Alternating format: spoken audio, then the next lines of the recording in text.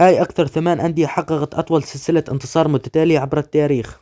في المركز الثامن نادي مانشستر سيتي الإنجليزي انتصر في 21 مباراة متتالية تحت قيادة المدرب بيب جوارديولا في موسم 2020-2021. في المركز السابع نادي ريال مدريد الإسباني انتصر في 22 مباراة متتالية تحت قيادة المدرب كارلو أنشيلوتي في موسم 2013-2014. في المركز السادس نادي بايرن ميونخ الألماني انتصر في 23 مباراة متتالية تحت قيادة المدرب هينس فيليك في موسم 2019-2020. في المركز الخامس نادي كورتيبا البرازيلي انتصر في 24 مباراة متتالية في موسم 2011-2012.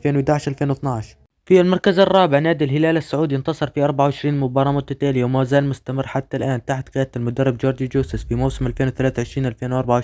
في المركز الثالث نادي أياكس أمستردام الهولندي انتصر في 25 مباراة متتالية تحت قيادة المدرب لويس فان خال في موسم 1994-1995. كذلك في المركز الثاني أياكس أمستردام انتصر في 26 مباراة متتالية تحت قيادة المدرب ستيفان كوفاتيش في موسم 1971-1972. في المركز الأول النادي الأكثر تحقيقا للفوز المتتالي عبر التاريخ نادي نيو سينتس الويلسي انتصر في 27 مباراة متتالية في موسم 2016-2017.